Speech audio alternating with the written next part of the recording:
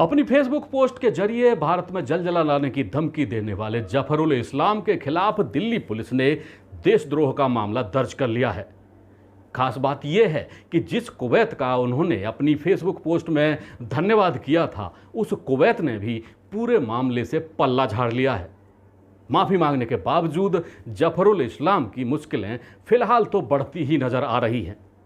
देखिए रिपोर्ट। दिल्ली अल्पसंख्यक आयोग के अध्यक्ष जफरुल इस्लाम की मुश्किलें बढ़ती जा रही हैं। वह अपनी भारत विरोधी फेसबुक पोस्ट की वजह से मुश्किल में पड़ गए हैं। दिल्ली पुलिस ने जफरुल के खिलाफ देशद्रोह का मामला दर्ज कर लिया है। जफरुल ने 28 अप्रैल को अपनी एक फेसबुक पोस्ट में भारत विरोधी बयान दिया था, जिसमें उन्होंने कुवैत को धन्यवाद देते हुए लिखा था कि भारत में मुसलमानों पर अत्याचार हो रहे हैं। अगर हिंदुस्तान के मुसलमानों ने इसकी शिकायत अरब देशों से कर दी तो हिंदुस्तान में जलजला आ जाएगा। इसके बाद दिल्ली पुलिस की स्पेशल सेल ने जफरुल के खिलाफ आईपीसी की धारा 124A यानी कि देशद्रोह और 153A यानी कि नफरत फैलाने के तहत मुकदमा दर्ज कर लिया है। देश भर में उठे विरोध के बाद उन्होंने कहा कि मैंने गलत समय पर फेसबुक पोस्ट किया है। मुझे महसूस हुआ कि जब देश मेडिकल इमरजेंसी का सामना कर रहा है, उस समय यह ट्वीट असंवेदनशील था। मैं उन सभी से माफ़ी मांगता हूं जिनकी संवेदनाओं को चोट पहुंची है। मेरा इरादा किसी की भावनाओं को ठेस पहुंचाने का नहीं था। हालांकि जफरुल इस्लाम ने यह माफ़ीनामा तब लिखा है जब कुवैत ने पूरे मामले में अपना पल्ला झाड़ लिया है और दिल्ली पुलिस ने उनके खिलाफ देशद्रोह की FIR दर्ज कर ली। बता दें कि जफरुल इस्लाम ने अपने बयान में यह भी लिखा था कि पोस्ट के छोटे होने की वजह से उनकी बात साफ नहीं हो पाई थी।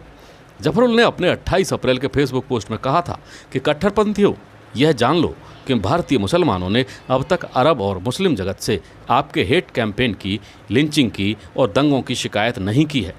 उस दिन उन्हें ऐसा करने के लिए मजबूर किया जाएगा। उस दिन कट्टरपंथियों को तूफान का सामना करना पड़ेगा। बता दें कि शनिवार 2 मई को कुवैत ने ऐसी पोस्ट से पूरी तरह से पल्ला झाड़ लिया है। कुवैत की ओर से कहा गया है कि कुवैत भारत के आंतरिक मामलों में किसी भी तरह के हस्तक्षेप का समर्थन नहीं करता है। यहाँ यह बताना भी जरूरी है कि कुवैत की कुछ गैर आधिकारिक साइटों में भारत के खिलाफ कुछ बातें लिखी गई थीं। कुवैत के कुछ लोगों ने ट्विटर पर भारत के कुछ हिस्सों में मुसलमानों पर हमलों से आरोप वाली खबरों की आलोचना की थी। शायद जफरुल इस्लाम यहीं गच्चा खा गए और ऐसी खबरों को कुवैत का बयान समझकर 28 अप्रैल को पोस्ट लिख डाली। Bureau report, A to Z news. नतीजे हों या फिर चुनाव प्रचार,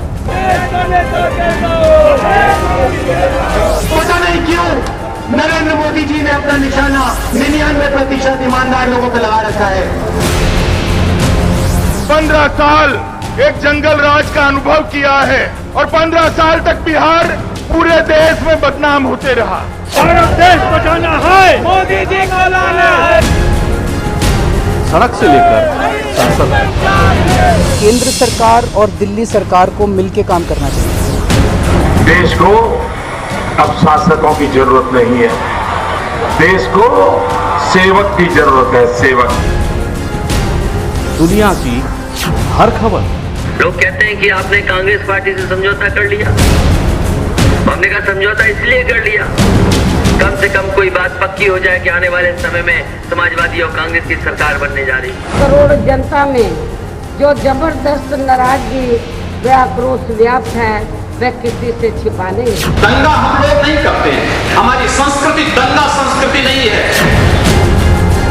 अब आपके मोबाइल पर लॉग ऑन करें A to Z न्यूज़।